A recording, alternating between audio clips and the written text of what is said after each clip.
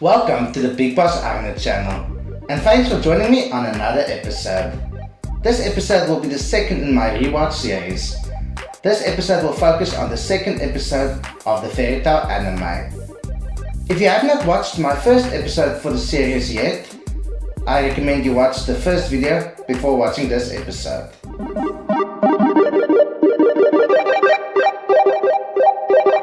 The second episode starts with the introduction of, in my opinion, the most useless world governing group in any story, known as the Magic Council. This group of uninteresting individuals tend to just sit around and bitch and moan about the fairy tale wizards. Seeing these useless individuals at the start of the episode just reminds me that this universe without the fairy tale guild would look a lot less intriguing, as they have saved the world on numerous occasions and made for great entertainment throughout the series. If saving the world were left to the Magic Council, thousands more lives would have been lost, as they tend to not really care about other people's lives, except for their own. The Fairy Tale Guild is a rowdy bunch of wizards who seem to love fighting each other, even though it is scaled down in the latter part of the series. This quirky trait of the guild can be seen throughout the story. In the first few scenes, you are introduced to some important key guild members. Some of these members include Gray, Kana, Elfman, Loki, Mary Jane, and Master Makarov. I especially enjoyed Gray's introduction scene, as you are introduced to some of his most iconic personality traits from the get-go. I liked how Natsu's backstory got worked in as a part of his reasoning for going to save Macao, a fellow guild member, while the rest of the guild were worried about pride and other irrelevant things. Pride is a good to have within a certain degree. More than that, or at the cost of other people's well-being, should never be willingly allowed. For instance, in this case, the missing guild member is a father, so if he doesn't get saved and dies, his son grows up without his dad. If a member of the guild bites off more than they can chew, it is important that they can depend on one another. They need to be able to have each other's back in these cases. You should never be ashamed if someone wants to help you. In fact, you can ease your pride by gaining your guild members' respect by getting off of your backside and start to work hard to get stronger. You can't return the favor if you are dead. Even though Macao failed in finishing this job successfully, he still achieved an impressive feat. He successfully defeated 19 of these powerful monsters before the 20th monster got the better of him.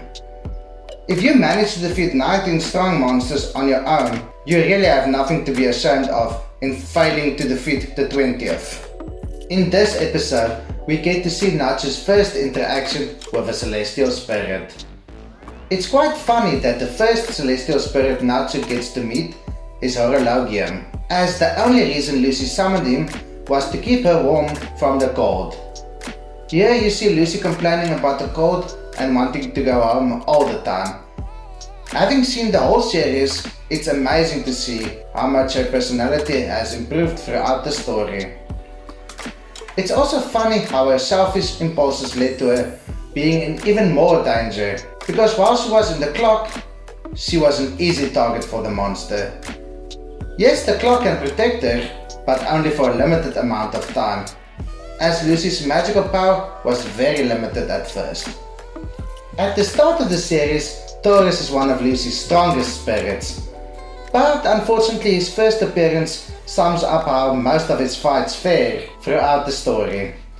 It is only in the final story arc that he gets more competitive in fights, as Lucy then joins his fights and helps him to outwit and defeat his enemies. There is this one funny moment as Natsu mistakes Taurus for one of the frost giants they were fighting against, and Natsu knocking him out in a single blow. This moment shows the importance of really knowing your partner and their abilities, because if Natsu knew how all Lucy's spirits look like, he wouldn't have mistakenly knocked Taurus out. Throughout my anime watching journey, I have watched many animes that use guilds in their show, and I must say, Fairy Tail is by far one of the shows that best execute the whole guild concept. Fairy Tail explores many different aspects of guilds, such as personal relationships, how people view the guild, etc. It's nice to see a guild from this angle.